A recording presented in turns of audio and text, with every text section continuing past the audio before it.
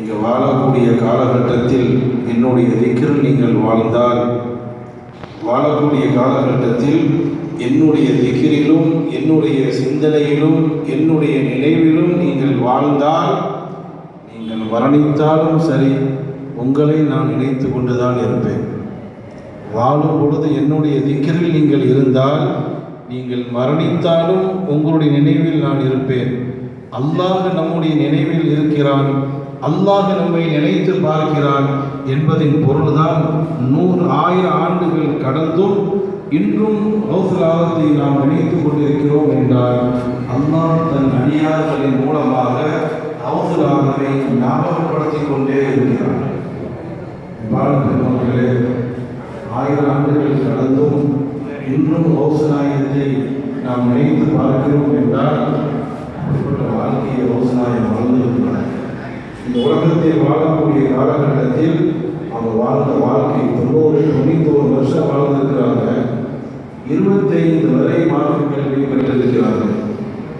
எந்த கௌசுலாகத்தை நாம் கொண்டாடுகிறோமோ, எந்த கௌசுலாகத்தை நாம் மதித்து கண்ணியப்படுத்துகிறோமோ, இந்த உலகத்தில் எவ்வளவு அழகான ஒரு வாழ்க்கையை வாழ்ந்து இந்த சமுதாயத்திற்கு நல்ல ஒரு முன்மாதிரியை பெற்று சென்றிருக்கிறார்கள். அல்லாஹ்வுக்காக வேண்டியே வாழ்ந்து அல்லாஹ்வுக்காகவே மறைந்திருக்கிறார்கள். 91 வருஷம் வாழ்ந்திருக்கிறாங்க.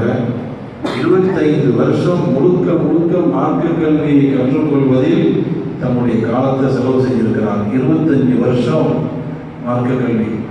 அது போக 25 50 வருஷம் வரை ஜிஹாதுன் நஃப்ஸ் என்று சொல்லக்கூடிய தன்னுடைய மனதோடு போராடி இருக்கிறார். சரியான பயிற்சி. ஈராக்கினுடைய காட்டில் கடும் தவம் இருந்து தன்னுடைய நஃப்ஸை பரிசுத்தப்படுத்தினார்கள். 25 50 வருஷம். அதுக்கு பிறகு 50 91 வயது வரை ஏகப்பட்ட சேவைகள் இந்த சமுதாயத்திற்கு கௌசுலாகம் அவர்கள் செய்து வந்திருக்கிறார்கள்.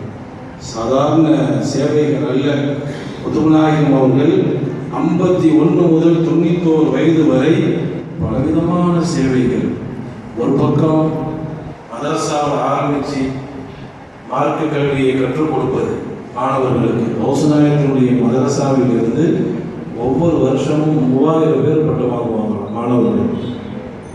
கொஞ்சம் யோசித்து பாருங்கள், எவ்வளோ பெரிய சேவை.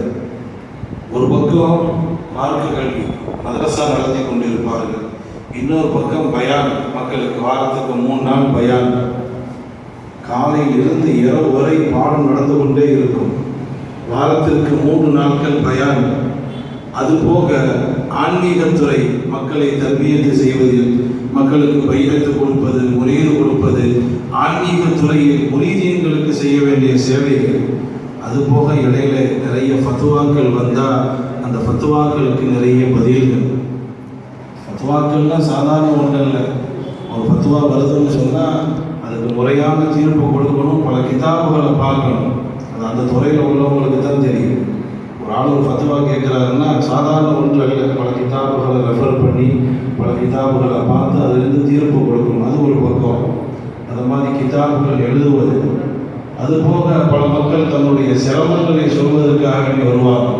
அவங்களுடைய அவருடைய வாழ்க்கையை அங்கீகரித்தான் என்பதனுடைய தெளிவான ஆதாரம் தான் அவர்கள் மறைந்த பல நூற்றாண்டுகள் ஆகியும் இன்று வரை மக்களுடைய உள்ளத்தில் அவர்கள் வாழ்ந்து கொண்டிருக்கிறார்கள்.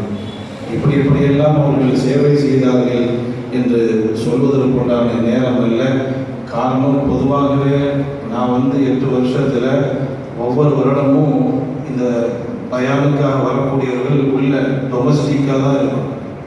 சாதாரண உள்ளுக்குள்ளேயே இமாம்களை வைத்து சாதாரண பயான் முடிந்துவிடும். அல்ஹம்துலில்லாஹ். இந்த தடவை தான் பெரியப்பள்ளி நிர்வாகம் கொஞ்சம் வெளியிலிருந்து அல்ஹம்துலில்லாஹ் தடை சேர்ந்த, இன்னும் சொல்ல போனால் என்னுடைய உஸ்தாத் அவர்களும் கூட தலை சிறந்த அழகான ஒரு பேச்சாளரை அல்ஹம்துலில்லாஹ் இந்த தடவை கொண்டு வந்திருக்கிறார்கள்.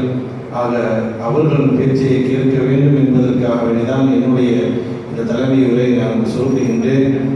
அல்லாஹ் ஜல்லஷானஹு வ தஆலா கௌசுநாயகத்தினுடைய ஜாஹு பரக்கத்தை அல்லாஹ் நம் அனைவருக்கும் தந்தருள் புரிவானாக என்ற துஆவோடு அடுத்த